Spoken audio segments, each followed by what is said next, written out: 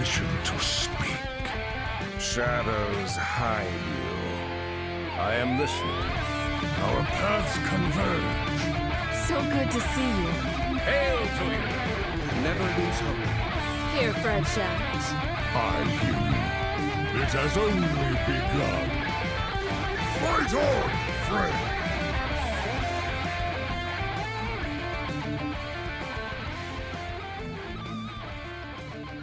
Welcome to episode 458 of Concede, a Hearthstone podcast dedicated to making the competitive side of the game more accessible to you. It is Thursday, August 1st, 2024 in the evening. Coming to you from Nomergon, Ohio, it's me, Edelweiss. From Northrend, Massachusetts, we have Wicked Good. Hi. From Teldrassil, California, we have Megasa. Hello. And from all around the world, we have you, dear listeners. This week's episode is brought to you by our producers, Number Theory, Kresh, Beef Squatch, David P., Walu, Jeremy T., Bottle Caps, Grumpy Monk, The Burger Club, Kirk Regan, Grizzly Bear, Tyler Knife, and SSJ5 Goku. And by our patrons of the week, Snowpack and Madras Lover. You can go to patreon.com/coinconcede to get perks like a thank you at the top of the show, early access to new episodes, one-on-one coaching sessions, and help support the show in the process. If you would like to support the show but cannot do so monetarily, please consider leaving us a 5-star review on your podcast feed of choice, as it always helps other people find the show. So, for Life and Ladder, slightly different, because we're going to be going over sort of what we've been playing in decks during Decksplanations. But, yeah, I had kind of a tough week. Just stuff with Leah. It's been a little tough. I'm taking over having the monitor at night because Rachel has not done great with the interruptions, and so I just decided, all right, you know what? I'm going to take the monitor. I'm going to sleep train. And if I need to, I can sleep during her first nap. But yeah, it's been, honestly, part of it has been challenging from that side of things. And part of it has been like, I will attempt to fall asleep in our living room and then be like, it's too freaking hot. And then go down to my office in the basement and sleep on the futon. So where it's cooler down here and with the fan, it's like reasonable, but also I'm sleeping on a futon without enough space to actually extend it completely. So like it's got the back up and I just have to curl up in a ball or accept that my legs are going to be over the edge. Oh no. Yeah. So that's what I've been doing the last few nights. And, you know, eventually this will just be the new normal and it won't be so bad. I heard a great phrase today, long days, short years, around about parenthood. And you know, because I'm like facing the existential crisis of my oldest starting her senior year of high school. And I can remember all of those days. And I'm like, oh gosh, I remember that like it was yesterday and also like a million years ago. Yeah. Yeah, I mean, we've had also just so much big stuff happen in the last 5 years that everything feels like forever. But so that's kind of life side of things. And then ladder, it just feels like a lot of stuff is being squeezed out of the game by Unkiliacs and the responses to Unkiliacs.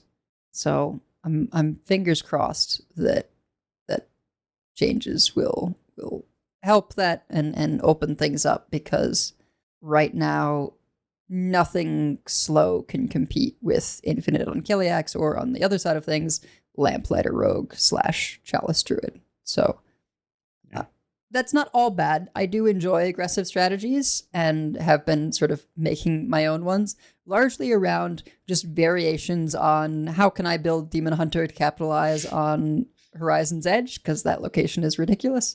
Death Knight, you mean? Sorry, yeah, Death Knight. Yeah. And so I've been messing around with a whole bunch of different things. One version in particular has gone pretty well, but I did also try and like do plagues with the new thing that gives your death rattles reborn, and Corpsicle and Horizon's Edge, are just good if you're trying to plague kill them, right? Having more damage is not a bad thing. But, it means there's no excavate stuff, right? That's way too many slots. And that went okay. I think you really feel I must have Helia. And if you don't have Helia, the games are a lot worse. Whereas aggressive decks where it's like, my stuff gets much better if I have Eliza, but also I don't need Eliza to win, like that has been much better. So Frost Blood Rune is the situation I've been going with. And talk about it more later on, but it's super fun, and I get to run unusual cards like Rambunctious Stuffy and Prosthetic Hand. I did when I decided to try to play the Unkilly X Warrior for like a minute to see how it, basically until I played into a mirror, and then I decided I never wanted to play that again. But I had more than one Death Knight Death Growler Reska against me. Yep. I'm like, okay, I guess that's a strategy that you could do now, because you have enough things that stick around and things die that Reska comes down early. And I guess if you can hold all those things in time, then sure, okay, good for you. Yeah, even though I actually got to a point where I was not seeing a ton of warriors. It looks like today I saw 3, and I played quite a few games. Many more druids, but it's still like the specter of the warrior. Like, it shows up just often enough to keep warping the meta, and I know there's meta brackets where it's showing up more. And you don't, there are things that you're not seeing because they're running into warrior just often enough, or because they're running into all the things that are targeting the warriors. So I am definitely hopeful there, although I do enjoy the aggro v aggro. Although I will say the way that ticking Ziliax works, where you're like, I have developed a big board, and they're like, yeah, but I drew Ziliax first, thanks for discounting it for me, is not super fun. It's that part of it is you're punished for developing type of thing, and that kind of thing is the type of thing that they tend to address of, we don't want you to feel like you can't develop. And as an aggro playing into other aggro, I do just develop anyway, because like, what am I going to do? Like, not develop? And then they have the Ziliax or they don't. But it does feel bad when they get that. I'll talk more about the specific decks that I've been playing. I managed to hold on to 11x by, my tips of my fingers. Actually, a little bit better, because I played at least 2200 was 11x. We had someone on our server saying that they got 11x, that might have gone a little further. That would have been about top 10%, which again is just a heuristic, not actually how it works. And I was about 1700. I had someone disconnected on me, and then I had like a perfect draw, and I got to 1600 yesterday. And Tex Muhammad was spectating me. And he was like, you should probably just camp right there. And I'm like, yeah, I should probably just camp right here before I have a chance to just lose my way down. Because I, had played a bunch of different types of decks early on and was still trying that. So this is the first time I think ever that month 1 of an expansion I've gotten 11x. Because usually I just like plummet on. Okay. But hear me out. When you get 11x, then you're playing against all the hard people on the Climb to Legend. Yeah, but your wins count twice as much in between Diamond 5 to Legend. So. But if you win fewer times, whereas me, I crashed to 10x trying out wacky stuff, and then I zoomed to Diamond 5 today. See, but the thing is, like, how quickly are you going to get from Diamond 5 to Legend? Because that was where I hit the mud last time, and it took me I don't want to. I was not happy about not getting back to 11x, because I do not want to do that again. It took me most of the month to get through, just because, like, I mean, I was climbing in the worst possible meta when they were doing anomalies, and then just doing druid things stuff. It's, when you've got like a 55-60% win rate, it takes forever. And you don't usually get to just like curb stomp people anymore with the MMR changes. You say that. Okay. Prove me wrong, Edel. Prove me wrong. You just have to find the right list, right? I'm experimenting and getting rolled for a long time, and then I'm like, okay, I'm gonna try the serious deck now, and then you go back.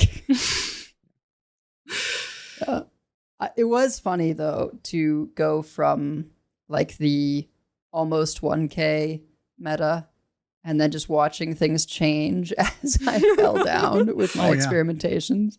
And then, you get to like the 3.5 and then the 4, and I'm like, oh, this is where the warriors are. Yep. Okay. I found They're all them. fighting each other. I found them. And they're all there, and it takes them 20 minutes to finish a game. So they all stay there because they can't climb fast enough. And some of them are playing Bran because, well, really they're playing Reno because then they can Reno the other warriors, right? So yeah, sure. Because the other warriors are waiting till turn 10 to pop off. Okay. Yeah, we had people in the salt mine coming in. I faced nothing but warriors today. That was about the rank bracket, I think, where some of those people were at. Yeah. And I'm like, well, I faced a lot fewer. Maybe that'll trickle down, that there'll be fewer. And they're like, nah, we're just tons of warrior. And I'm like, well, I'm sorry. I'm sorry about that. Yeah, it seems impossible to me that they would not change that, because not only is it this thing where it's like you die to the same thing every time, but also it's keeping a new card and new strategies from being interesting. Yeah, I mean they printed all these cool taunts, and now nobody gets to play with them. Like, let me play Beached Whale. the Rye Cleaver was like the coolest card when they revealed it. And why would you ever play it? Because that's turn 7. And that's like 2 turns after Unkiliax could just come down with a chemical spill, and then play your hydration station and go to town. Why would you ever play the Rye Cleaver? Right? And also, you can't tell me that they didn't want to see 420 and 69 getting summoned off of either Rye Cleaver or Hydration Station. Of course they did. It's very intentional with Beast Whale and Monstrosity. And also, I just want to appreciate the fact that not only is it stats 6/9, but it summons a copy of itself. And this is how Concede became Blitzlet. No, it's fine. Listen, there's no curses. We're not talking about tentacles. It's fine, right? Anyway, yeah, none of those cards are seeing play, and I think they very much would be, if not for it just being like, but what if instead Unkiliax? Yeah, I want to see all the new things, and I do want to see other late game strategies, even if I do enjoy all of the aggro mirrors, except when they draw Zilliax before me. But those little incremental advantages, I'm not used to so many aggro mirrors in higher ranks, because higher rank people mostly don't play aggro, except for me, World 8, and Hat. I was seeing a lot of Druid. Yeah, I think that's been the popular thing. The Chalice build that we talked a little bit about last week. Everyone's calling it Concierge Druid, and Concierge is an important card. VS today was saying run 2 Concierge. A lot of people had been running 1, which is actually probably correct. But it really is a Chalice Druid, and the Concierge is just sometimes that helps you play more Chalices. Well, sometimes against Warrior you need them. Yeah. But sometimes I forget that, they've ramped. They're on 7 mana. They can play 7 Chalices. Yeah. With 2 locations in play that giving +1 spell damage, that's just 28 damage. So if you don't have a big enough board, you're just gone. Yeah. I also saw I think I've only seen one Druid do this to me, and it was very effective. And I thought this is probably something they should do more often. Against an aggressive strategy, they just dropped the Concierge early Sure. And Because you I have to never kill that. and I never got bored again because I also had Chalice. And they had a Tide Pool pupil to get another Chalice, and like they were just like, you know what, I'm going to keep you from ever getting a board this way. And then, you know, swipes is the better way to deal with the board in general, and they can just swipe you forever also. But I was like, you know, you don't necessarily have to save the Concierge against an aggressive matchup. It's different than the Warrior matchup. You can just throw it out. And like, if they go New Heights into Mista Vista and then play all the stuff to keep themselves alive, right? They do the full Chalice into Tide Pool pupil, more Chalice, right? Even if it's just to clear your board, you now are going to have all of those recasting. Yeah. You know, along with Swipe and Thrice and yeah, if they have to use stuff to clear the board to stay alive, but they have Mista Vista, then it'll all cast again, so then they can still get that damage to your face. Is pretty effective. I don't remember the name of that card, by the way. It's just Thrice. Sleep. Something stars. Something to do with Sleep stars. Under the Stars. Sleep under the Yeah. stars. That is so many words. Yeah. Well, I did not even get close to 11x. I picked up Handbuff Paladin on the last couple days and I started climbing. I got myself up to like 5,000. I just kind of got stuck there. And I probably played a little bit too much over the last couple days and just kind of tilted myself and kept playing because like I didn't have the luxury to not. And I should have just like the result was going to be the same. I should have just given up and just kind of saved my mental. But no, I didn't do that. So I played a little bit today, but I kind of need a day to, you know, mourn my loss and lick my wounds and whatever. But it's whatever. It's just like a lot of it is just like the 10x climb last month was just so grueling for me that I don't really want to repeat that. But whatever. If it takes me a while, it takes me a while. It doesn't matter. I'll get there. Like I said last month, if I have to like lay on my back and let the tide take me in, it'll happen. You know what you need to do? What? Just play Lamplighter Rogue. I probably should. I mean, I gave that deck up when everybody said it was bad, and I should have just kept playing it because it was fine. And I probably should just be doing that. But maybe I will. Maybe that's what I'll go back to and just I don't care. Like I'm fine playing that deck. I don't care. I don't have any objections, like moral objections to playing Lamplighter Rogue. Because it doesn't generate cards. It doesn't generate anything. It just kills people. That's not true. Now they have the Snow Flurry elemental, so you're generating some frost spells, but it's pretty minimal. Oh, it always had that. But I mean, that's fine. That's a limited pool. It's okay. I mean, that's not like... You're mostly not even like playing them from the 3-drop anyway. Yeah, I mean, half those spells don't even matter anyway because they're too expensive to play, so it doesn't matter. But unless you get the refresh 2 mana crystals. Yeah, or the Chalice, because as long as you play one Chalice... True. Then the other ones are no longer temporary. So, or Corpsicle would come back, right?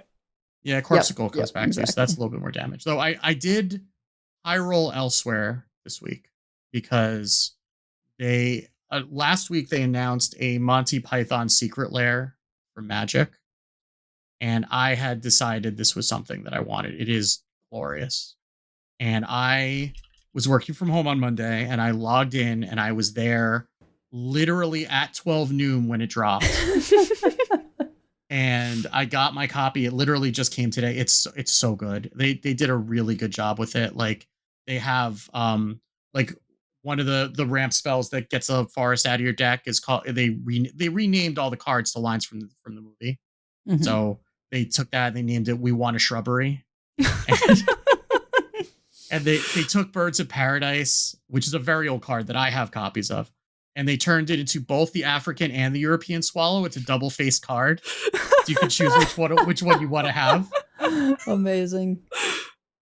And then they had a bonus card, which was Goblin Bombardment, which they turned into the Catapult. Like what they were launching the cows off of from the French castle. Yeah. So it's delightful, but it's sold out like immediately. Unsurprising. That sounds so, amazing. Yeah, I like almost want that, and I don't even play Magic. Yeah, they used to do print to demand, and they don't do that anymore. Now they just had a set amount, and I was in there, and I got mine within half an hour, but apparently even like an hour later, they were all gone. This is evidence of like the average age of Magic players, right? Oh yeah, absolutely. No, I mean, this was a good enough excuse to show Twin B the movie, and she was loving it. So I mean, It's the movie so still much holds fun. up. It still holds up. Oh, the movie is great. I discovered that my partner had never seen it, so I made him sit down and watch the whole thing. Yeah. But he said to me after, I had independently seen clips of every good part of that movie. Because he existed in like in the last several decades. Like there's no way to like avoid it, but it's like, but you without seeing it all, like, I mean, not that the context really makes a difference, because it really doesn't. And really the movie is just like a series of clips anyway. It's basically like just a themed Monty Python episode that happens to be an hour and a half long, but it's still it's different when you're seeing them all in kind of in sequence. Yeah. Not every Monty Python thing has held up to today's scrutiny, but Holy Grail is a good one. Yeah, it's very good. Well, I think it's time that we stop putting off something not so fun to talk about, and that's our opening news.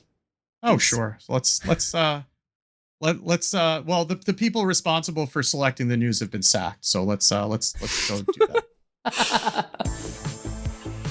Gadgets and Gazette always gets the scoop. Yep. So fun time's over. So let's talk about the looking ahead update that came right after we had recorded last week. So we recorded on Thursday last week. This came out on Friday. This is kind of old news, but we haven't talked about it yet.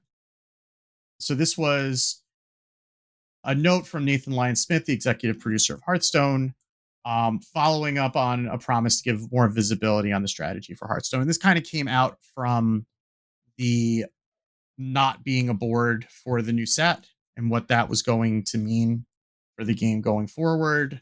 They obviously wanted to wait till Friday for this, both because there was news that could be interpreted as bad and also because they didn't want to have that clouding up the launch, which was on Tuesday. So they say that their strategy for Hearthstone is based around 3 words: fun, focus, and fearless. And that they're focusing on constructed battlegrounds and arena. They want to pursue more fun experiences and strive to do more beyond the status quo. So they talk about what they did with Arena, where they moved to the curated pool, the legendary, the guaranteed legendary, and the first pick, early access to expansion cards, and how that's worked out for them. And it has. I mean, Arena has been very much a better mode in the last year than it has been for the last like 5 years, where it was kind of an afterthought. So they're talking about, making bold and focused steps. And and one of the things that's coming out of not having a board is that they're making space for innovation and personalization. This is so corporate written. Yeah. It's tough. I recognize this as somebody who is very deep into writing things for, that have to pass by a committee from a corporation. And this definitely feels like it, but I mean, it had to, because they had to get through PR and whatever. But so it says we're still planning on to release 1 new board a year, but we also have some ambitious ideas that we know will be a significant undertaking. Pulling back from 3 static boards per year allows us to begin work on the coolest possible dynamic stuff, like a system to choose your favorite boards and pets. We've also heard so much positive feedback about Cthulhu. They clearly have not listened to me. And so we're working on some truly groundbreaking new hero skins. It's too soon, in all caps, to go into more detail about what's coming, but we'll fast track putting all existing Hearthstone boards into the standard format board rotation. Because if you're not aware, the boards that are dedicated, that are released with a set, rotate out when that set rotates out to Wild. So we also surveyed a large group of you to ask what cosmetics would be most interesting. The responses were predominantly around further personalization of the play space, and the feedback reinforced our desire to innovate and challenge what we've always done. So they finished it up by saying that Hearthstone's here to stay. It's evolved for the last 10 years. They want it to be around for longer, and they want to be able to incorporate player feedback into it. So yeah, if you want the full takedown of this, check out this week's Blizzlet. It's basically the whole episode. They talk about this post. I don't know what exactly to call it. I mean, it's not quite in the works part 2, but it's close. Yeah. Yeah, I mean, in that it was, we all thought there was this thing that we really wanted that was coming, and then they said it's not coming. Right. Well, I mean, the problem is that they led up to this, right? Because they had to get a statement through PR, which takes time.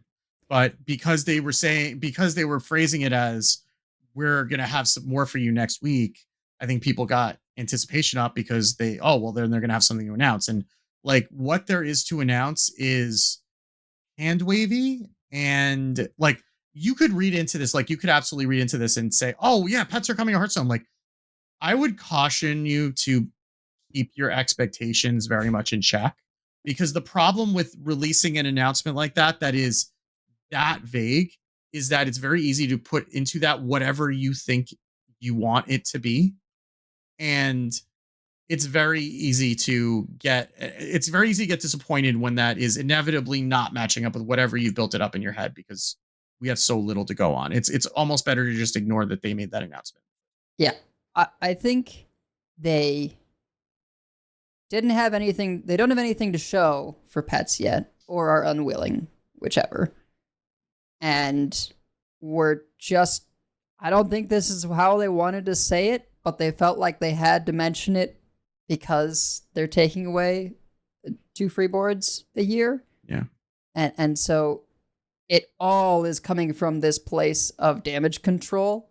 So something that should be, or could be, theoretically, a fun announcement ends up being like just backseat.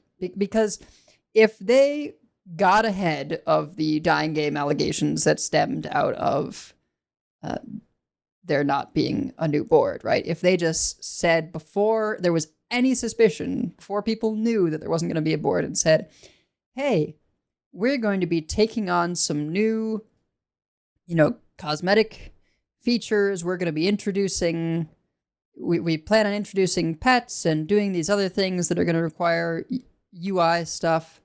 And because of that, we're cutting back on boards. If that was like a pre-announced thing before anyone said anything, then people would still be bummed. But I don't think you would have the dying game allegations. And I think some people would feel okay getting excited about some of the other stuff, even if they wish that there were still the free boards. But instead, people who remember HOTS dying and Artifact dying, all these other things, who said the game's very much keeping going, are just like, is it though? Or are you just... It's that, and it's also the fact that Microsoft has just closed several studios that had like Game of the Year contenders, right? So like that's within the last couple of months. Like there was an expectation nothing was going to change with the Microsoft's acquisition, and maybe it wouldn't, maybe everything would have been the same. But like we had the unannounced survival game was canceled, a whole bunch of people were laid off. Like just across the games industry as a whole, I just saw the stat today. There were like 30,000 game developers have been laid off over the past year across like not just Microsoft, but across like there was just a huge layoff at Bungie today. Right. So like it's very easy. And the people who are very into this game, like if you look at the subreddit, right? Like those people notice everything. And it's not, I don't know that it's necessarily, I mean, I'm sure there are some people who really get excited about the boards, whatever, but people are looking for signs that bad things are coming, because nothing is safe right now in AAA game development. And just because you've had good results or you've put out a good product doesn't mean that that's going to continue based on the way that these publishers have been acting. I mean, so Baldur's Gate 3, right? Yeah. The Larian people, fine, because Larian Studios is not an American company. But the Hasbro people, on the D&D side of things, that work with them, they all got laid off after making Game of the Year. Like, what? Yeah, and it's not as if D&D it's doing poorly by any stretch of, Or Magic. No, I mean that was all the board game and the the board game and toy divisions that were, making up those losses, and they just cut everywhere anyway. Right. So I think the problem is that they either just didn't think this was a big deal, which, I mean, in reality, it's probably not that big of a deal by itself, except if you're going to look at it as a bad omen for things. And it's very easy and quite frankly justifiable to jump to those conclusions given what has happened in Microsoft just in the past 6 months and across the game industry as a whole. It is not unreasonable to say, oh no, they're cutting back on investment. What does that mean for us? And it sounds like this is a choice of where to dedicate resources, which is fair. That's the kind of thing you have to do as a responsible, manager of a franchise. But it is also, when we don't have that information and we just see things being cut back and nothing coming in to replace it right away. And, again, these things take time. It's not necessarily saying that they should have rushed this out, because I don't think that would have helped anything. But when there are things going away and there's nothing else to replace it, it's very easy to say, oh no, the sky is falling. And having even like a small thing that I think would have helped. One, they needed to get ahead of this and not just hope that we don't notice that they don't have a board, because that feels so much worse than like, we hope you don't notice that we're doing something less. I do, and this came after a lot of people were also upset about there not being a cinematic. I think that was probably more just they were trying a different marketing thing with the like flight safety video and the playing the games ahead of time with the content creators videos, which totally fair if you'd prefer the cinematic. I personally never cared that much about the cinematics except for that Sunken City one, which was awesome. And Frozen Throne. The Frozen Throne. But I totally understand being sad about that. I am personally somewhat sad about the board because I really like the boards. But if they had come in with like, we're sorry we're not doing a board, we're working on these things, and starting with the expansion release, we're going to have all of the old boards in standard. I'm sure that's a lot easier to say than it is to do to get that in. But if they'd been able to get that going by the time they wouldn't have a board, then at least like you don't feel like I get nothing. Right? Yeah. You feel like, oh, as a standard player, I get a ton of new boards now. So 10th anniversary. Here's all 10 years worth of boards back in standard. Right. Even if you don't have the favoriting system yet, because it might be that they want to get that favoriting system yet, just have them all in standard anyway. Yeah. I mean, you wait it. Again, this is all easier said than done. You wait the new one so that you see it more often. And then, other than that, you just put everything back in rotation. And that's a way to say, okay, well, you're not going to have a new one, but here's all the old ones. Right. We're doing that for the 10th anniversary. Here you go. You mentioned 10th anniversary, but I feel like that's another area where, we've seen some stuff, but I feel like people expected more and we're already disappointed that BlizzCon's not happening. Yeah. Yeah. So there's just so many factors at play, and this whole thing just read as very corporate speak, like tone deaf, and the biggest glaringly obvious thing is that they're cutting back on something that people got for free, and they're focusing energy on stuff that they're going to charge for. Yeah. Right. And that's cosmetic skins like the Cthulhu one, right? That's pets that I'm sure will not be free. Like maybe there'll be one on the rewards track, because as like just a consistent incentive for people to buy the rewards track every expansion season. But I'm sure there will also be, fancier ones on just a case-by-case purchase basis. And pets have been in other things, right? With success, right? In TFT, in Magic Arena. Yeah, and Runeterra too. I mean, TFT is, that's a customization, but you have to have something to go pick up the gold and run around and pick up all your things to drop. But I mean, in Magic, they're just sit there on the side of the board, and they've been there, and they do throw one in with a battle pass usually. Anyway, and I don't know about Runeterra, because I mean that game is pretty much, I haven't, ever since they said that they're moving away from PvP, even though I didn't play PvP, I haven't opened the game since. But yeah, Magic's been and Magic's had some pretty good pets, all things considered.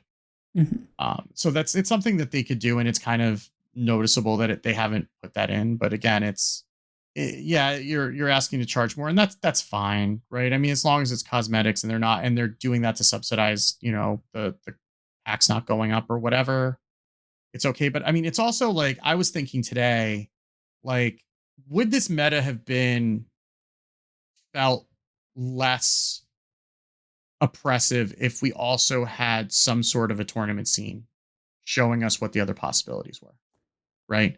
Yeah. Because like showing you what the possibilities were, if you can just ban warrior, what does that meta look like, right?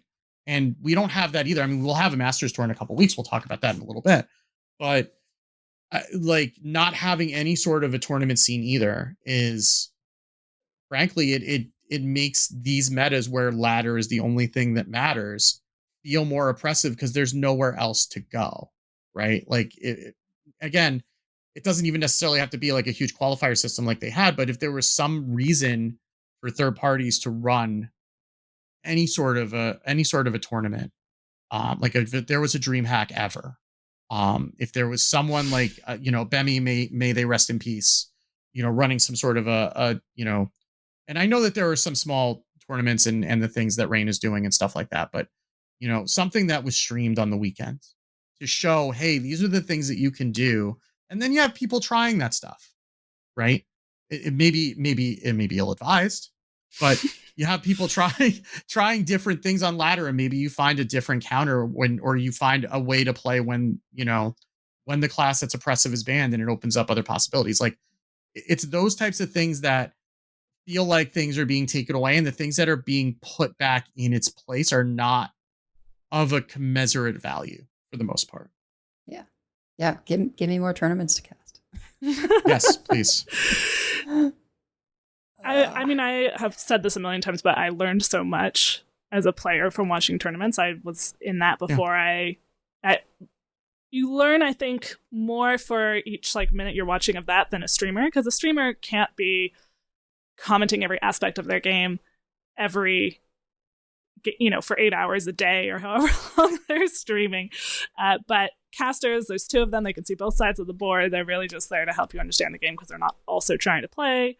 There are a lot of streamers who are really helpful for also learning how to play the game as well. But I think there was something about tournaments that I found especially helpful. Even just learning a lot of vocabulary that, because I only had a very minor Magic background, I didn't really know the terms for things. And I was able to learn that through the tournaments as well. So it does make a difference even for players who are not us, right? Even for players who are a little bit more casually involved. And they're not necessarily going to see the smaller tournaments. It kind of needs to be an official thing. Although, we do have, there are ways that, you can play in things. This time we're doing 2 Concede listener series for the expansion. Very casual. There's THL, Team Hearth League. If you're not familiar, is a great way to play tournaments. But it's different than a professional tournament scene, for sure. Yeah. Or even a grassroots one with some prize support. Yeah. Sometimes I feel like one of the worst things to ever happen to the tournament scene was Blizzard running open cups and them being free. Yeah. Because one of the best ways for an organizer to get a prize pool is by charging an entry fee. And when there's this expectation that people will be able to play in big tournaments to qualify for things without paying anything, then they're never going to go for that grassroots stuff where the organizer has to charge something for there to be a prize pool.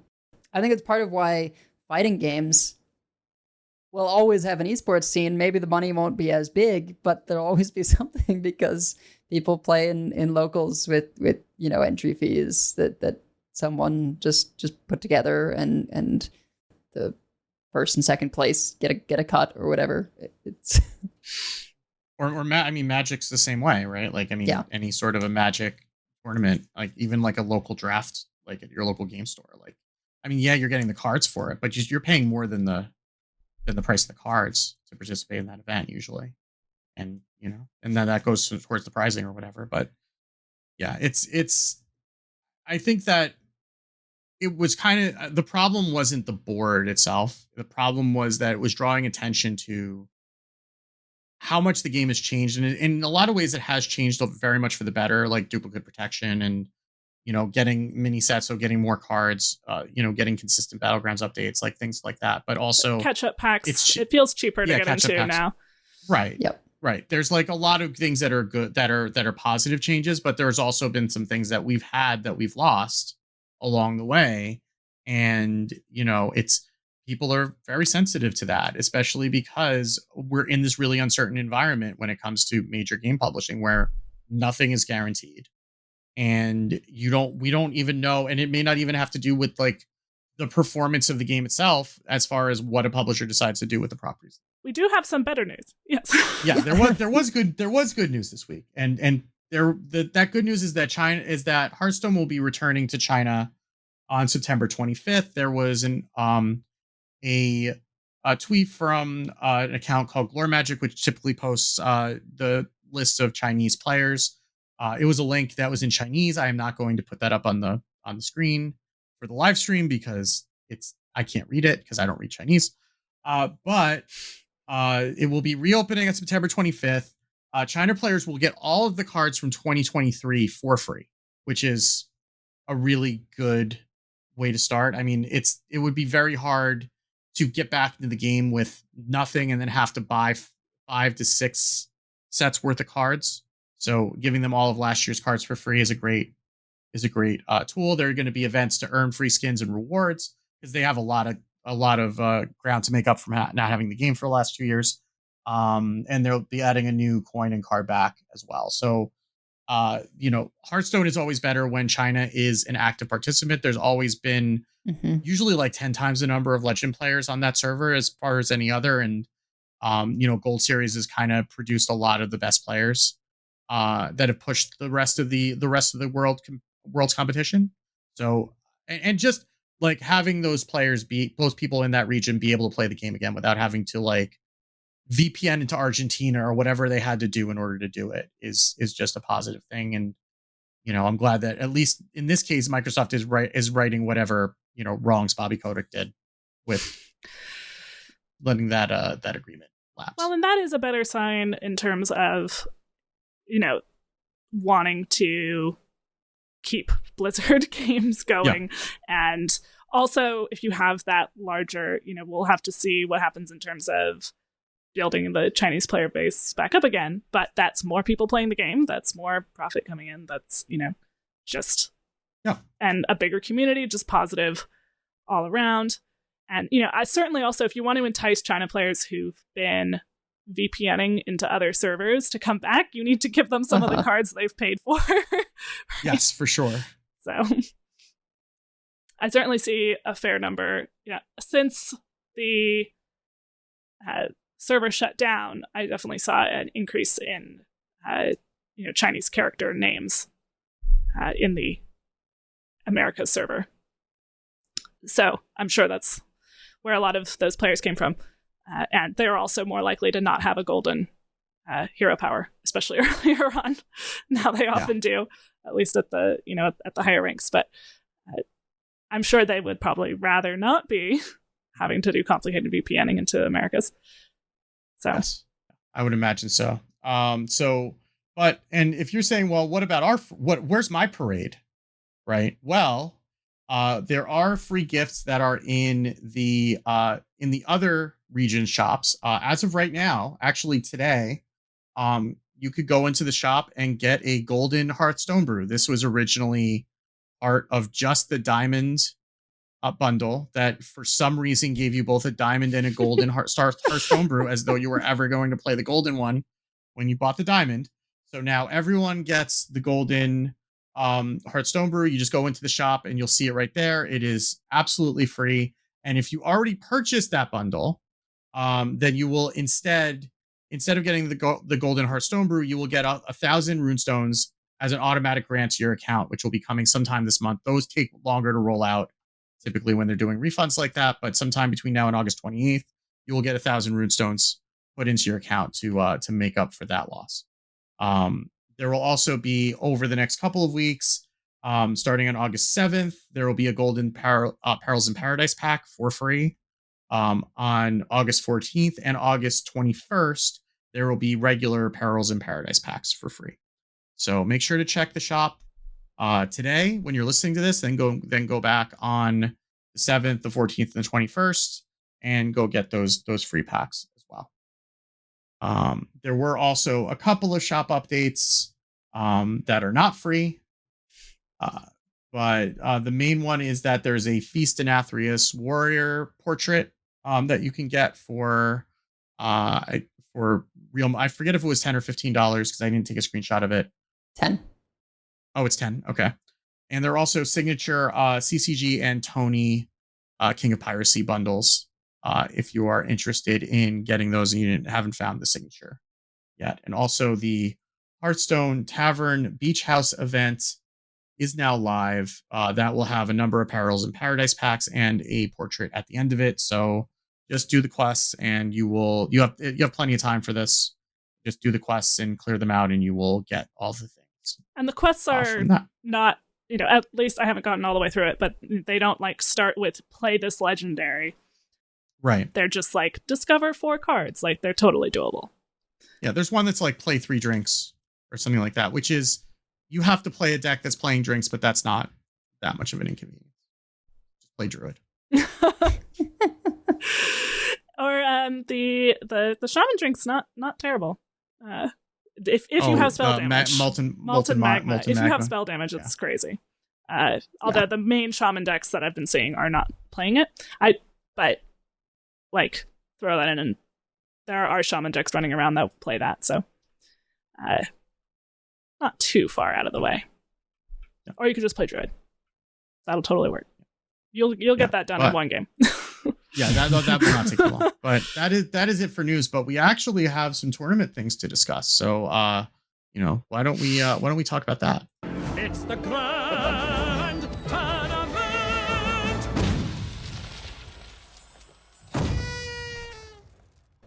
Yay, my segment exists again. So we have Masters Tour qualifiers have concluded, are concluding. Well, they finished. July was the last month for this upcoming Masters Tour.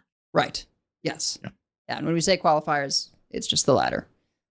So with that season coming to an end, Pocket Train posted what he believes the Summer Masters Tour is going to look like based on people's finishes.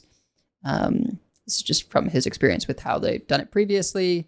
This might not be the groups, but it'll probably be the groups. So we have Group A, WeQ versus Fury Hunter, and Maori. I guess this is probably read Maori versus Definition. Group B, Gamer RVG versus Yarla, and Dead Draw versus Gyu. Happy to see Dead Draw back again. Group C, Imchange versus Photon, and Gabby versus Maxibon 1234. It's summer break, so Gabby has time to grind. Yeah. It'll be good to have some Gabby Jam back. Group D will be McBanterface versus something in Korean that I cannot read. I'm sorry. And then Inkuro versus Zilinhong. Again, that's I think so. Yeah. That's transliterated. As always, it should be great. Of course, the names that I'm most familiar with, right? Banter, Gabby, Dead Draw, Gyu, Yarla, Gamer RBG, WeQ, and Fury Hunter. Group B is the one where I'm familiar most with everyone. So Zilinhong is someone who they've played in a couple of Masters tours before. I know them because they are I don't know that they're necessarily a priest main, but they are generally posting priest decks that they've done very well with. The last couple of tweets on their account is rank 1 on EU with Overheal Priest on May 23rd. So obviously, Magesa, your new favorite player. Yes, So, they have but had some good decks. But I am excited to see some priest. I would expect some priest representation in the Masters Tour with Jilin Hung. So I'm looking forward to that for sure. Yep. I hope I get to cast it. It would be fun. Yeah, me too. But that's the MT. However, there's one other piece of news, which is that they increased the Masters Tour prizes, and Chinese players are going to be eligible for Worlds. So we will actually have, I believe, a 16-player Worlds again, with 4 players from China. So that's awesome. I mean, like you said before, the Chinese players really, really push everyone, I feel like. They've been historically really, really good. And we'll have to see if they have still been tuned in, like you were saying, Megasa, with VPNs, or if they're going to have some catch up to do. But very exciting to be able to have Chinese players back for Worlds. I mean, if you think about like what they have to go through just to get through Gold Series, which is like, I want to say it's like hundreds of thousands of people that they have to play through just to qualify, because they have to win Gold Series effectively, or top 4 Gold Series. Mm-hmm. I don't know if it's going to be win Gold Series, because there probably won't be like that many. It's probably just going to be one tournament as opposed to like a whole year's worth of tournaments. But yeah, for them to win Gold Series, which is like, you know, take the rest of the regions combined, and they probably don't have as many players as they do in China. And you have to beat all of them. Yeah. Gold Series is like just the most grueling qualification process. Part of why everyone lost their minds when Lion, came over from China and won Worlds, right? Because she not only had an incredible performance at Worlds, but she was coming off of an insane win streak in Gold Series. Well, maybe we'll get to. Maybe she'll make a comeback. Who knows? Like, if she's still playing, I don't know if she's still playing or not, but that would be very cool if she was. So, I mean, I mean, we might see some familiar faces again. I mean, it depends. If those people are, have been playing this whole time, we might see some familiar faces like Zhao Ti or Jason Zhao. I don't know if any of those people are still playing anymore, but it'll be interesting to see if they are. But but that's going to be it for tournaments. But we have more decks to talk about, because we didn't get our fill last week, and we deliberately held ourselves back to only keeping Life and Ladder to half an hour so that we could talk about those in Decksplanations. So we are going to do that now.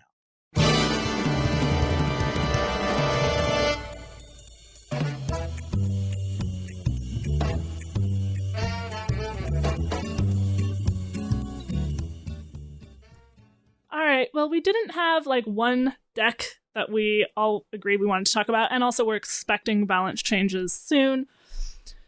So we thought we would do not so much a meta overview like last week, but rather just discussing in a little more detail what we've been playing, some tips about how to play those decks, or what builds we recommend for those decks. And so kind of like our mini Decksplanations, but a little bit less formal. We do have show notes. I will start with Zarimi, of course. I promise I won't go on for too long about this, because I know I did this every week. So the list that I'm playing currently of Zarimi, I have tried so many things. Really gone around to lots of things. The Vicious Syndicate report today had a Zarimi list that I do think is a good list. It's not quite what I'm playing, but I can definitely see the argument for all of the different card choices. It is playing a list that put back in Clay Matriarch, does not have the Amalgam, which unfortunately, even though I think the Amalgam is really cool, it is actually slower than the Clay Matriarch. And it's slower than drawing the Clay Matriarch and then drawing Zarimi. So, and the Clay Matriarch is itself like not a bad card. Because it gives you a little bit of, they clear the board, but then you still have those 4/4s with elusive often. It's more to soak up the Chalice hits from the Druid, for example, because they do kill one at a time, so then they have to also go through that 4/4. So we also, like, we don't mind playing Clay Matriarch, not just for, even though you usually do need it to get 8 dragons, unless you, like, had a crazy run with the Whelp Wranglers. So my list that I've been playing is similar to the VS. It's also a Hunter Tourist deck, but I'm only playing 1 fishing rod because I never wanted 2. If I saw the second one, I was always like, why did I draw this?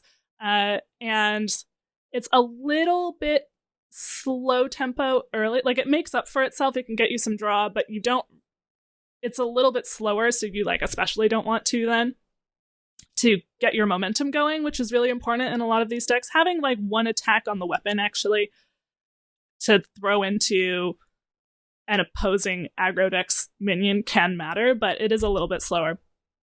So I'm only playing 1. Instead, I have made room by cutting that and cutting the Sasquatch. We'll talk about that in a sec. I have put in 2 Mixologists, which I know I mentioned last week. I love the Mixologists in Zarimi. I don't know if there was, like, not enough data on them or what, but they're very strong. Like, it is a 3-mana 2/3, but you can give all of your minions +2 health is huge. There's so many decks right now with little wide boards that 2 damage AoE is clutch so often. You can often then combine it with 3 damage to deal with the biggest thing. So you can kill their Ziliacs and also clear all their 2/2 pirates. Very important. I will even keep Mixologist against, like, a Demon Hunter. And you can draw a card, so a little bit of cycle. Not bad. Okay, freezing a Painlock minion. I did have a game in a coaching on the 30th where we were against a Painlock. Not our favorite matchup, but we did have an incredible turn. We had 2 incredible turns. 1, Vol'jin. Part of why you want to go Hunter Tourist is just because Vol'jin is insane. So, like, turn 4, they had already gotten down a Molten Giant. We swapped that with our 1/2 Happy Whelp. Seems good. It was very That was a very satisfying. happy whelp. Yeah. It was a very happy whelp. We got them down really low. They got, their Infernal just in time, of course. Got themselves back to 15. Had a board of, like, another Molten Giant, the Infernal, some small stuff. And we got a Mixologist to deal 2 damage to the board, plus we guaranteed that it would freeze the Molten Giant, because we also ran a buffed Catch of the Day, because I'm also running Catch of the Day instead of Salesman. So the full list of changes I have is -1 Rod, -1 Sasquatch, -2 Salesman, for +2 Mixologists, +2 Catch of the Day. I do have the list in the show notes. So we were able to, like, guarantee that we cleared their board and froze their Molten Giant. Of course, then they had another Infernal the next turn, and we still lost. It was very sad. But it was a good game. We were like, at least we found a really good line in that game. And yeah, Vol'jin just, like, in aggro mirrors, I lost a game today on turn 3 when I had, the fighting for the board in the first couple turns is so important in aggro mirrors.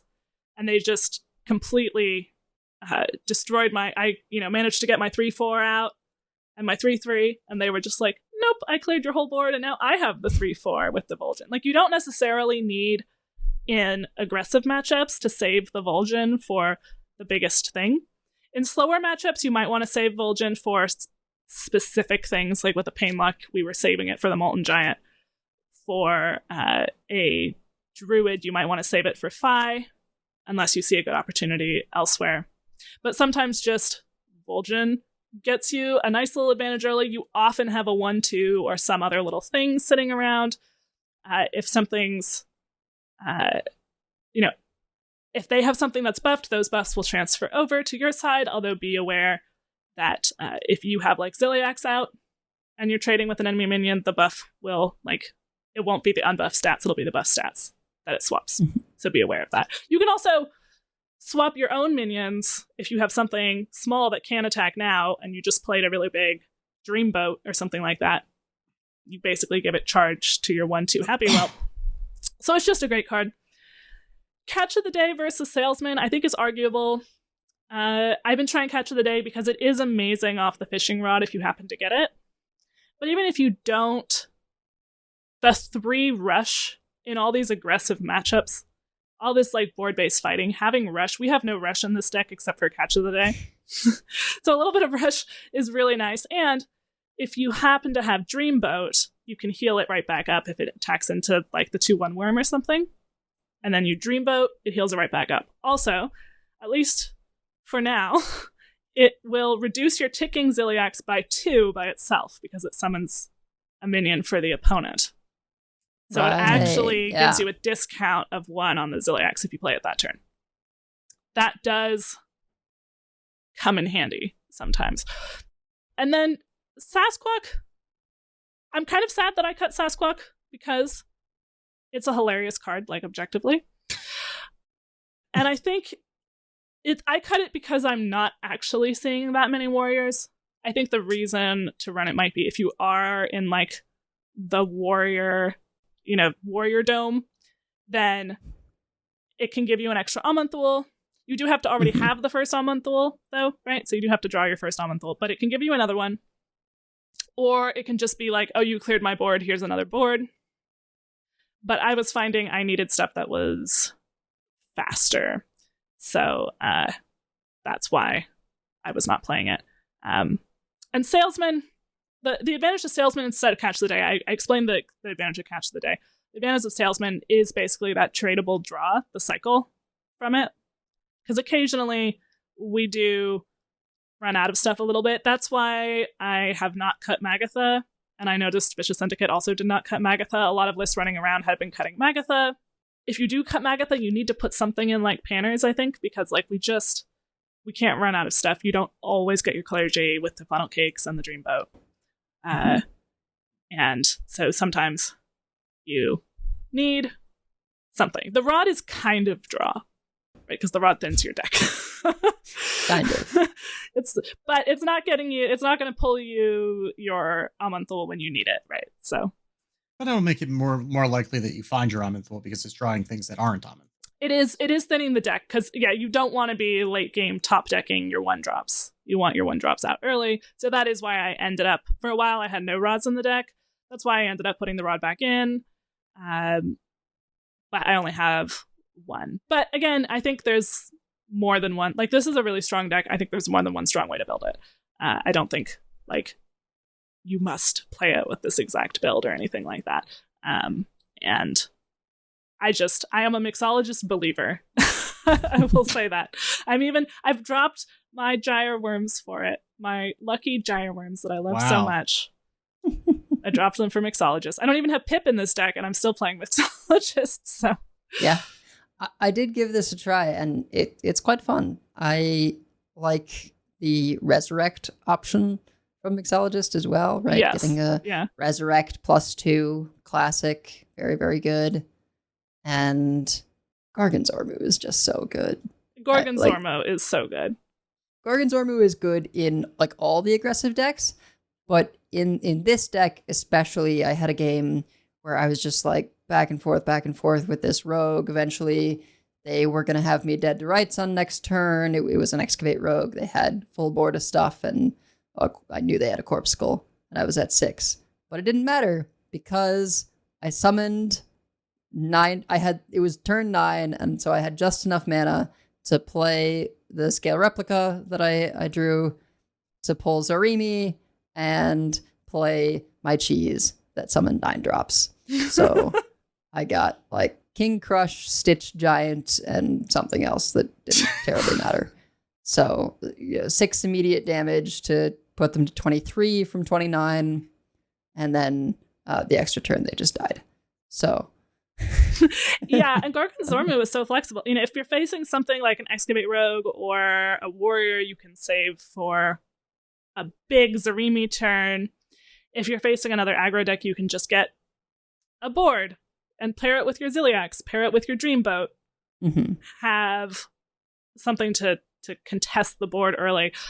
So it doesn't necessarily need to be huge, unless, again, like, you're going to have your boards cleared over and over, so you do need a big punch with the Zarimi later. And sometimes you do get really funny stuff off of the cheese. So occasionally, if you do it early on the 2 drops, you get a Doomsayer. But or something you don't want. But you have three rolls, and so usually you'll get something that you want, and sometimes you get something that's really good. I got that was through a wave of nostalgia that I got this. We'll talk about Evolved Shaman in a second. I got Wave of Nostalgia, and I ended up with the 6/6, the old 6/6 legendary that did 6 lifesteal damage to the hero at the end of the turn. Oh yeah, it was a warlock. The warlock one. Yeah. Yeah. So they were not pleased about that because that was very helpful for me. But yes, Zarimi, it's a good deck. It plays fairly similarly to how it used to, but there's a number of new cards in it. And Gorgon Zormo is great. And Vol'jin is great. So I noticed that the VS report also had an Overheal Priest, which I think might be from Micaiah time, but I'm not certain. It is like exactly the old Overheal, except also it's running Rest in Peace. Seems good. Yeah. Yeah. I haven't played with this list yet, but I assume it's basically the same thing, except Rest in Peace can give you let me pull the actual list up here. It's going to be Aman'Thul or Hadanis, and Hadanis is not going to have any damage on him when it gets resurrected. Or Injured Hauler, if that's all you've played against an aggressive deck. Like if you also with no damage on it. With no damage on it. Like that's huge. Like just endless Injured Haulers, solos aggressive matchups. This is not an aggro deck, the Overheal Priest. This is a more value-oriented deck. You're either just Injured Hauling them until they want to cry, or you are doing things like with Hadanis and Aman'Thul and stuff like that. With the Rest in Peace, getting another Hadanis that's healed, I imagine makes a big difference in terms of actually being able to really combo off with it. Yeah, I mean, I imagine it changes things to the point that you would just run out a Hadanis to have it die. Yeah. And then it's like, it's not like you care about Dirty Rat, right? You just go, okay, I've got all the gas I need. Now we go double Rest in Peace, which is cheaper than playing Hadanis would be in the first place. And then do your full combo. And you get to start dealing damage right away since they're 4/8s. And if we've learned anything over the past several weeks, it's that it's very hard to disrupt resurrect combos. So yeah. Yep. We have learned that for sure. At least, yeah, that would actually be a reason to run your Hadanis out before they can like if they're also a priest, before they can Aman'Thul it or something. But most, there's like Wave of Nostalgia and Aman'Thul, and then Reno and a few decks that are playing Reno, and that's kind of it. Yeah. And Reska, basically. And Reska. If you're lucky enough to get that to happen. You do have to be worried about that occasionally. Reska with death growls, I guess. I have had that happen with my Clay Matriarch when I needed her for the Zarimi. Oof. Yeah. I've got to imagine that's people trying to do the infinite Reska thing. Right? Because if you're running Death Growl... either you like really hate warriors or... Yeah. I mean, at the ranks I was playing at, it was probably really hate warriors. That seems like a tilt you is what that is. Yeah, but then you can still end up losing to the Highlander ones because they have other stuff to do besides hydration station. Listen, when you're at that point, logic is not going to sway your decision making. Like, but I mean, if you do want to be able to disrupt the warriors, I mean, you can play a deck that runs double Wave of Nostalgia and occasionally wins games. And that's a thing that you can do. That is a thing that I put here. Evolve Shaman. Now, this is not necessarily like better than Pirate Shaman. Not necessarily even better than Pirate Shaman against warriors. We're playing this because it's fun, and yet also it does fine. I went 6-3 with it this morning. So you're playing this because you want to play matching outfits because you support Concede and the card that we revealed. Or because you want to play Wave of Nostalgia. And so basically what this deck is, it runs like some Evolve, so it runs Muck Pools, matching outfits, and Wave of Nostalgia. And it runs like Sea Giants. If you Muck Pools or matching outfits a Sea Giant, you will get the Plague Giant. And Guardian. Change Guardian. Yeah. You're guaranteed to get The that. A5 with Russian Reborn. Yeah. So that's pretty good. And then you run a lot of things that make like wide tokeny boards. So you have like Sigil of Skydiving. You have Cookie, who's also good if you have lots of things. You have like Trusty Companion to help you draw the cookie. You have Merlek Grofin, of course. It's not as tokeny as the Pirate Shaman. So you do have to be a little bit careful. You don't have just like endless amounts of tokens. But you do have like Gorgon Zormu can make you a board.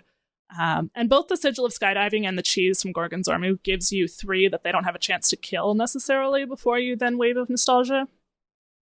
So if you're not facing a warrior, like your goal is try to clear their board. You have like Thrall's Gift to help clear their board. You have Pop-Up Book, of course.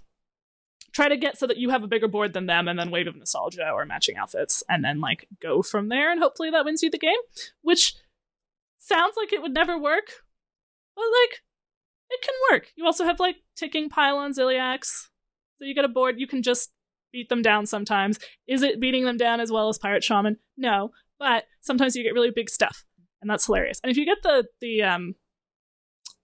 if you get a good Wave of Nostalgia like on curve or almost on curve, that actually can be pretty backbreaking. And you can set that up with Sigil of Skydiving. So like you can get 3 or 4 minions on board more or less guaranteed on curve. And it's like random legendaries are a mixed bag, but they're generally pretty big stats. And especially like the older ones are often were just big beaters. And it's just hard to deal with that early. I mean, you can maybe a Ziliax answers one. I mean, you also, there's an argument for just holding back one of the waves for a Ziliax, because if they can't actually kill off the Ziliax with the chemical spell, then you just evaporate it and turn it into, you don't care if it's even a good minion. Doesn't matter. It's just not a Ziliax. It's gonna come back. Yeah. I want to put the Location Giant in this deck because we have Muck Pools and Fairy Tale Forest, but I don't know like what I would cut for it. How much is but the Location Giant costs 8, right? It costs 10. But it gets, does it cost 10? It gets reduced by 2 for each. Oh, okay. I thought it started at 8. Yeah, so I mean, if it costs 10, then we can evolve it into 11. Shaman might be able to use the most locations presently because they have Muck Pools, Fairy Tale Forest, and they can get access to the Demon Hunter one. Yeah. I could see a different version of this deck maybe that like runs the Demon Hunter location also for tokens and then runs the Location Giant. I get why it's not in here because you don't have anything to give yourself attack, so you can't reopen it. Yeah. And you do have pirate. You do have Tide Pool Pupil, so that you can get like more Sigil of Skydiving, which is similar. Or more cheese. Goofy thing with the cheese as well. If you get it off Tide Pool Pupil, I'm pretty sure it's whatever upgraded it was when. No, I think it resets. No? It's a fresh copy. Oh, I must have misread that then. I thought I saw someone complaining about it being big. Maybe they were complaining the other way, that they feel like it should go in upgraded. And one other thing to keep in mind, because we're talking about using Thrall's Gift to clear, but Bloodlust is also in there. Yes. Oh, yeah. That's very important. So you can sometimes just get a board and you don't need to Wave of Nostalgia. You can just get them. And that's also sometimes. It's very easy to forget that Thrall's Gift actually does have an offensive mode because you're usually using it for defense. But yes, that is actually important to remember. And sometimes I'll like Tide Pool Pupil back the gift instead of the thing in the gift, if I think I might need something different for the next one. Like I think I might need a Bloodlust or something like that. So that's something to keep in mind. Yeah, I mean, I don't know if this is the perfect 30 or not, but it definitely, like, if you just want something a little different, this is a really fun deck, and I think it feels like a tier fun deck, but it's actually possible to win with. Which sometimes that can be hard to find. And there are funny games, right? Where you play Sigil of Skydiving on 2, they develop a board being like, oh, well, they just get these 1/1s. It's annoying. and then you drop Carefree Cookie and like clear their board and have three 2-drops, and they're like, great, okay, I lose now. Like with the number of like aggro v aggro matchups, there are certain instances where it's just like if you get the full cookie with Sigil on 3, that just ends some matchups. Yeah, that can be backbreaking. Absolutely. Cookie is a strong card. It was like hard for us to evaluate when we revealed it because we didn't see any of the Demon Hunter cards. And I think we said, like, well, obviously the main use for this, the obvious use for this card is just like you already have a board, you trade it off. Bam, now you have a bigger board. And like that is the main use for this card. You already have a board, you trade it off. Bam, now you have a bigger board. So obviously like your super high roll or something is that you have the Sea Giants, like, and you like matching outfits it, and then like Cookie, when it dies, it turns into other big stuff. But you don't need that. Just with Sigil of Skydiving, plenty good enough. Yeah. The only thing with Cookie to be careful about is if you do need one of those board spaces, you're not getting them back until Cookie dies. Yeah. So like if you have like something where you're going to need to play another minion on the board, you want to get a Sea Giant down and you've got a full board, or you want to play Cookie first, trade some stuff off and then get a Sea Giant down. That doesn't work because the minions are never going away until the Cookie goes away. So do keep that in mind when you start planning out a Cookie board, that you're not getting any of those board spaces back. Yeah, especially important if you have like a Zilliax or something like that. Yeah, or if you're just sitting with like the 0/1 frogs from Pop-Up Book, right? And those are taking up space on the board. Like your opponent could just ignore those, and then you're sitting that you can't really get any board spaces back easily by trading other stuff off. Because I mean your board does fill up pretty easily with like frogs and locations and everything else. That sometimes you don't have as big of a board as it feels like you do because your board is full. Yeah, I mean that's it. Pretty much all of the aggressive decks right now, board management is an issue. I have occasionally had a slower deck, like as Zarimi, as the pirate decks, as Evolved Shaman, look at my board and say, you're board locked and I'm not dead. I'm going to do nothing about your board and not let you trade it off. And like occasionally that is correct for them to do. So I try not to put myself in that situation, but yeah. See, that's where I'm like, I'll kill my own minions. Which transitions us into this Frost Death Knight. Yeah, that doesn't happen too often, but it does happen. People are like, oh, I'm just going to freeze Eliza forever. And I'm just like, I have Frost Strike. So, yeah, I built this Death Knight basically to capitalize on Horizon's Edge and Corpuscle, and I wanted something that could really get under stuff, right? A lot of the Rainbow DKs, they still run the Primus. I guess some of them are not running CNE, but, they're running threads, right? I said, you know what? I'm not going to have those control tools. I'm just going to focus on being aggro. And being Double Frost 1 blood meant that I'm able to, run Eliza, but also run the Refresh 2 Mana Crystals Frost spell. And Horn of Winter, yeah. Yeah, Horn of Winter is fantastic. I haven't done this too often, but you can Gargan Zormu and immediately get 3 1-drops, right? If you just want like pressure now, you could just go the full like coin, Gargan Zormu, refresh, get the 1-drops.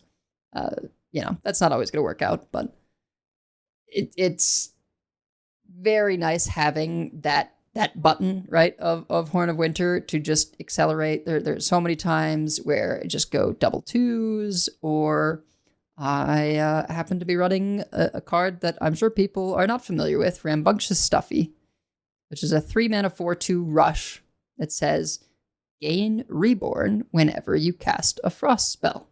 The main reason to do this is because of Corpuscle.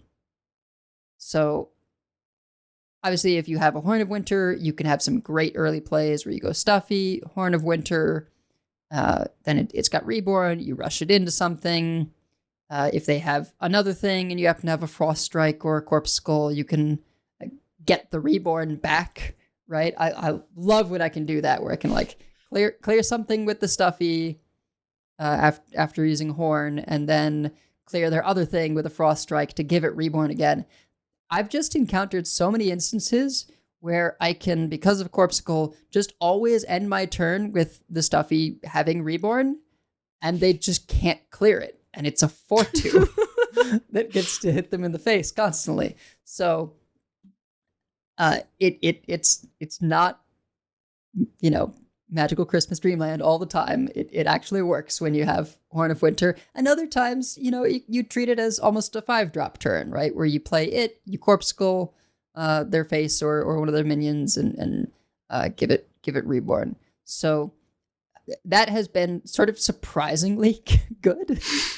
Just for, it generates more of the corpses that you need for the Corpsicle, and it's really good at clearing stuff. You can have some pretty silly turns where the opponent has a fairly large board, and if you're on like 7 mana, you have a Horn of Winter, you can get insane clears, because since it has Rush, each time you Reborn it resummons, and you can give it Reborn and rush it into another thing.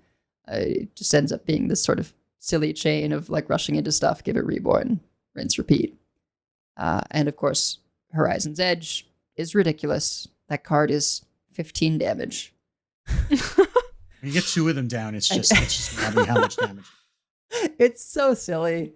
Yes, sometimes, their minions absorb more than you would like, and maybe I don't get over the finish line. It can be tricky to try and like min-max the use, and of course there are times where you really need it to clear and it goes face. Right? So it's not perfect, but it is very powerful and a lot of damage.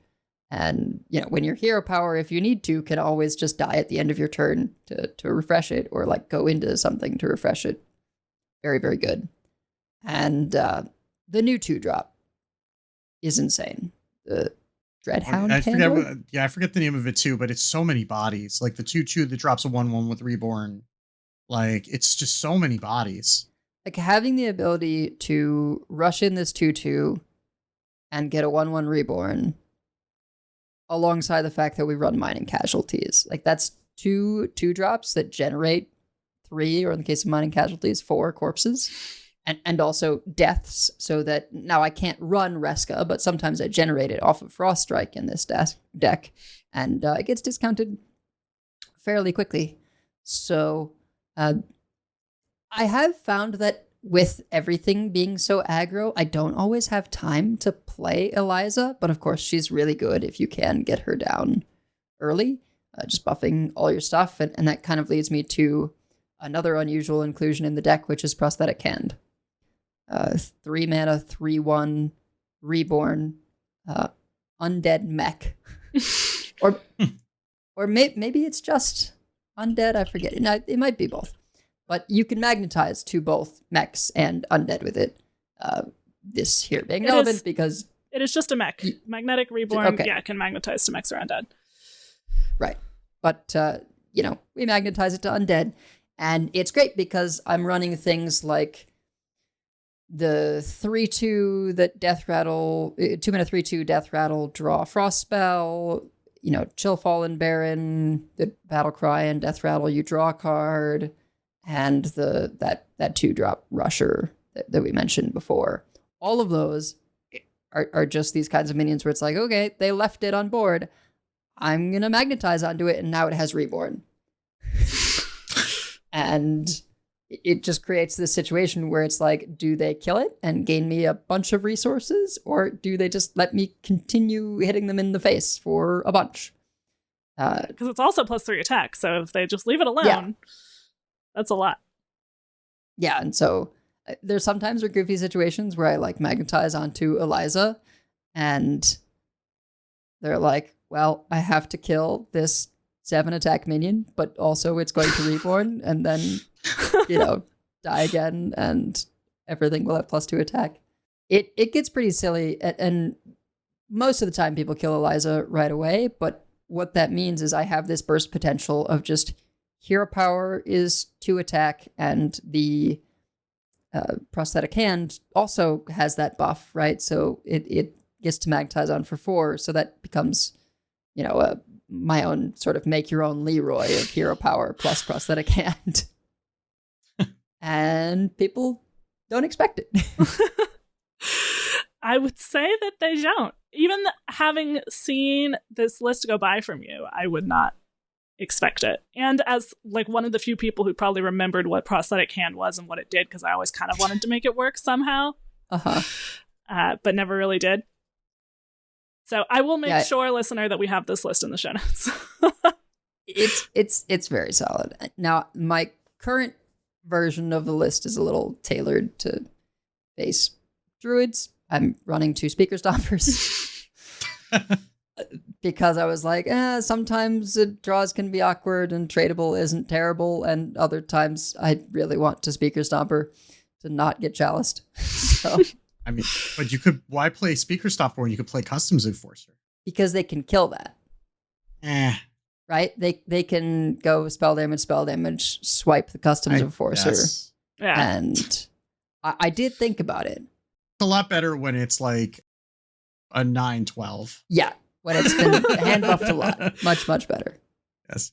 Well, that probably transitions us into hand buff paladin, then we'll come back to our last one. There's not really much to say about hand buff paladin because it's basically the same deck. Like I was looking at the list and like you're added in Sandcastle and 2 customs enforcers, and I could not tell you what we cut because it feels like there's like 33 cards in the deck. Drone deconstructor? What? No, Drone deconstructor's in the list that I've been running. Oh, I don't know. So it's like I don't even know what got cut, from it. It's like you still have, and we're running an Astral Serpent too, so like we still have room for stuff. But I mean, you're running deckhands, you're running audio medics, you're running double instrument tech, outfitters, muscleatron, plushies, Leroy, Magatha, Amethyst, Tarim. Like it's got all the good stuff. Like whatever we cut doesn't matter. And like the thing about Sandcastle is that it gives a minion rush to location, but also you can just like put it on a minion that didn't come into play this turn and just hit them in the face with it. Yep. And when it gets very big, it's a lot of damage. I mean, Sandcastle, when you can get it down, if you've gotten it buffed, it removes 2 things and does a ton of face damage with whatever it's buffing. So that it's been pretty good. I mean, you'll run into Yogg is one of the cards we cut, right? And you do feel that occasionally, but also it's so late. The VS that list it doesn't does matter. not cut Yogg. The VS list has it in there. I don't think you can afford to run Yogg. Like it doesn't, like you just give up those games really, because like if there's a Phi if it's a Phi, you can use Tarim to get through it. But like if there's a Ziliax, you just go bottom right and go next. Like it just is what it is. Like you can get through the first one because you can use like plushies to get through the first half of it. But if they get to play a boomer or a hydration station, you just go next. It's fine. Like it's probably better than running Yogg for the average matchup. And you can really outrun a lot, other than like the really heavily aggro decks. You can outrun a lot of those decks as long as you get a decent draw. Yeah, it doesn't have the what we were running as the keeper's strength, and other people had other things in there. It's like those kind of flex cards that people were changing around. Those have been replaced with Sandcastle and the customs enforcer. Yeah. In keeper strength, like it doesn't really do anything. It was good when the druids were all the dragon druids, because I mean, they have the nest matrons, but like really what you were trying to get through is like when they ramped to ENR, and then they had a whole bunch of taunts from that, and they're not playing ENR a lot of the time. Like the Doomkin druids are there, but they're not that often, so you don't really need to worry about getting through those as much. And the other druids, like they just play the nest matrons, and that's really the only taunts they run. Yeah, keepers is way too expensive for most of the aggro decks in the format right now. Like you're having to rely on plushies and stuff instead. Yeah. And then you have to run high hose, and you just don't have the room in that deck. Yeah. But I mean, if you played hand buff paladin, it's fine. It got me, some ranks, and then it kind of went 50-50 after that, which is, fine.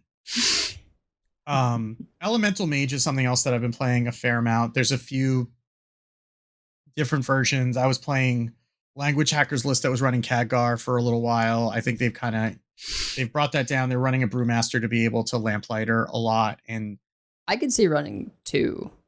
yeah, there's some lists that are running 2 Brewmasters. There's more than just Lamplighter that has great synergy, right? Elementals historically, a deck of battle cries, pretty much. Yeah. Or even if you just like you run dry and you just need an elemental to keep the chain going, like Brewmaster's fine for that too. Yeah. I mean, it does put out a lot of damage. It's not generally looking to like OTK with Lamplighters. It's more building up a really big board that you're using to just get some chip damage in. And then you've got things like Tainted Remnant, which is just a ton of damage, and so is Triple Wick Trickster. So Tainted Remnant is 7 arcane missiles. Triple Wick Trickster is 2 damage 3 times. So those are pretty good. Sometimes you can just get a really big Overflow Surger, which is a 3/2 that copies itself for every turn in a row you've played an elemental. So that's sometimes just a full board. I mean, it's often just a full board. Right. And especially if you can get that down with like a Flame Revenant, then it's even bigger. Or Resiliax. If you Saloon Brewmaster it, right? Yeah. Like you play it one turn, you Saloon Brewmaster one of them. Yeah. Now they're all 4 5/4s. Yeah. So it just has most of the time stuff for days because probably haven't heard of this card before. Unchained Gladiator or something like that, which draws a card for each elemental you played the turn before. Yeah. Lots of draw. And that's a really important card. Like I'm getting to the point where I almost would keep that in the mulligan, at least on the play on the coin. Mm-hmm. Just because like one of the things that can happen with this deck is that you have to run a lot of 1-drops in order to keep the chain going. So you're running double Firefly, you're running double Glacial Shard, you're running Flame Geysers because they give you the 1/2 elemental. Some of them are running Tar Slime. And then if you just are drawing that in the late game, it's very easy to gas out because you need to keep playing stuff. Yeah. And often you're incentivized to play multiple elementals in a turn.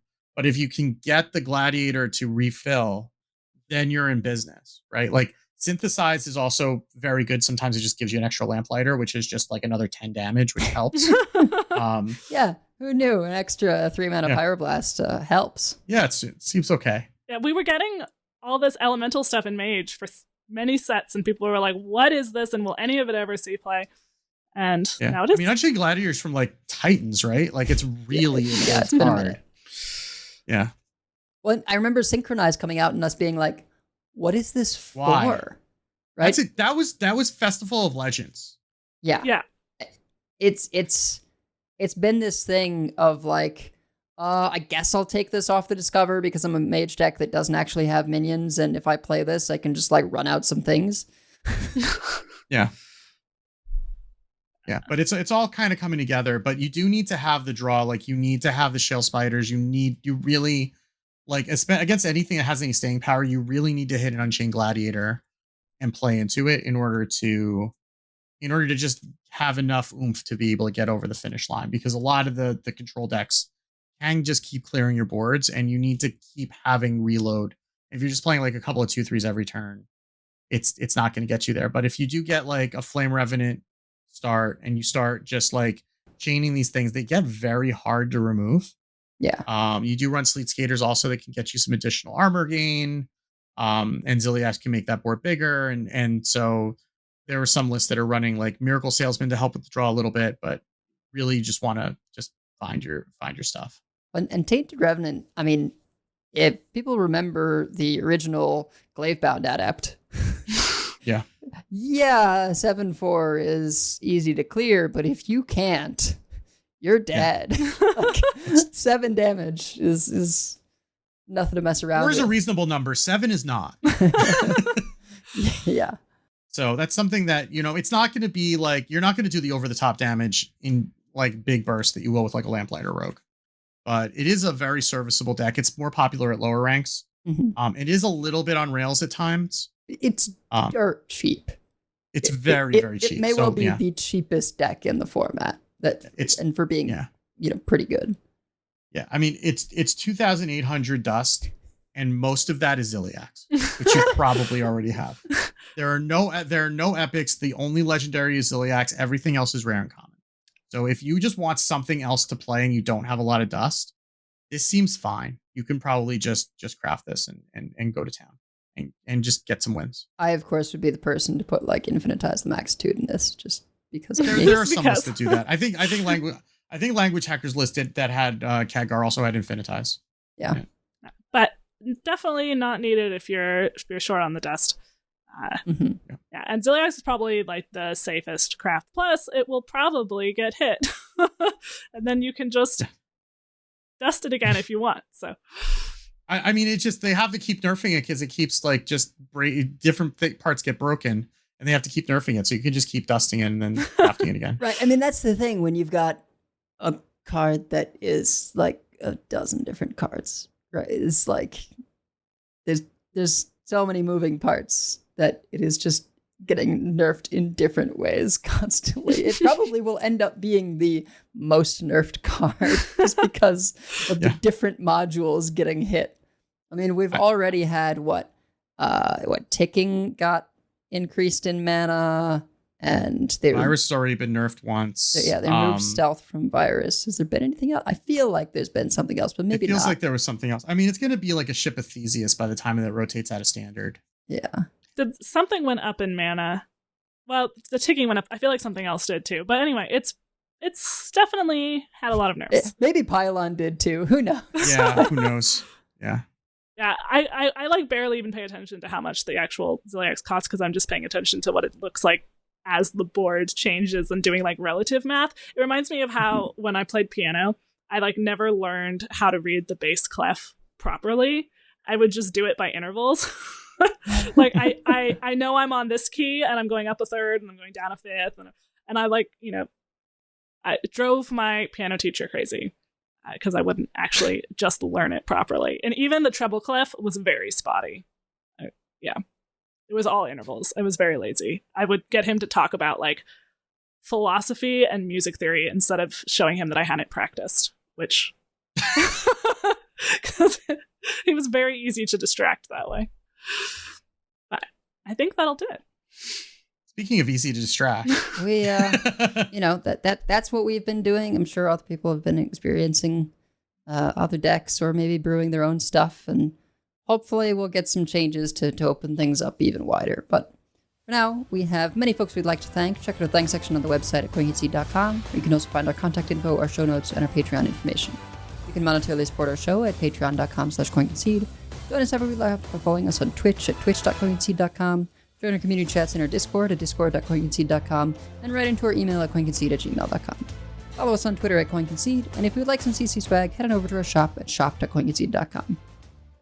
So, Coin Concedes, I'll start.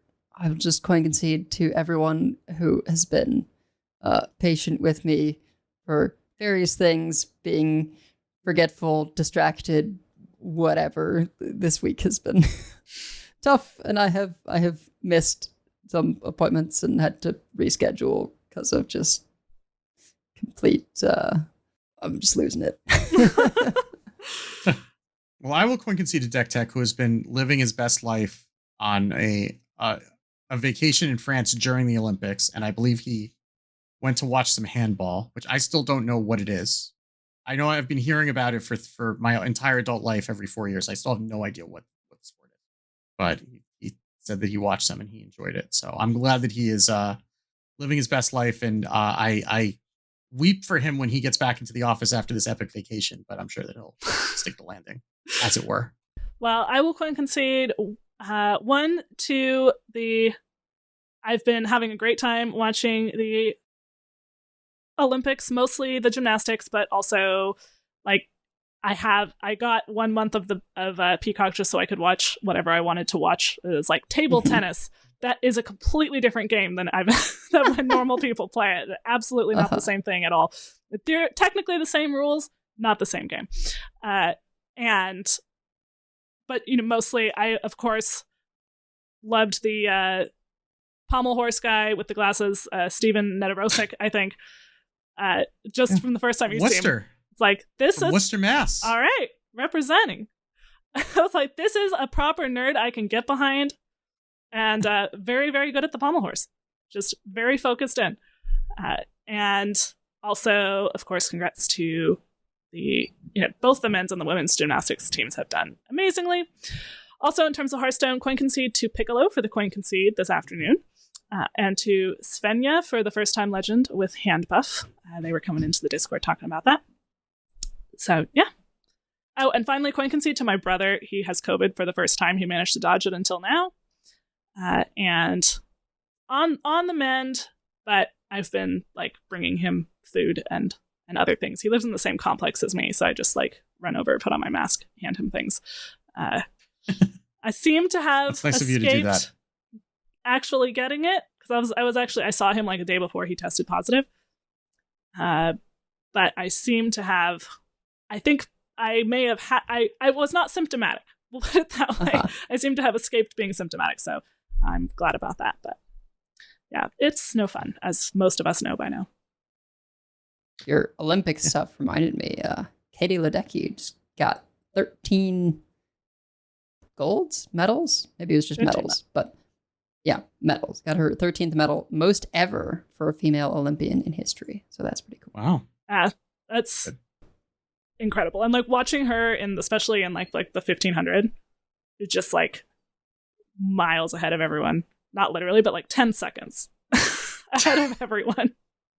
Apparently, like very few records are being broken for swimming this year because the French pool is not how it's supposed to be. It's like it's like too shallow or something. Yeah, it's too shallow. It's 3 feet too shallow, and something about like when they dive down into it, the wave like of the water like hitting the ground of the pool and then coming back to them slows them down. I'm just like, this is insane. But it's just those little things slow you down for, fractions of seconds or whatever. Wow. Well, and before we devolve into full on, Olympic recap, that's going to do it for us for this week. So until next time, keep calm and go for the golden hearth. And if you see us on ladder, coin concede. Coin concede. Coin concede.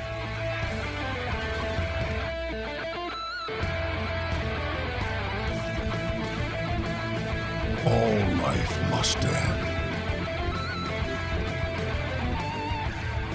I yield for now.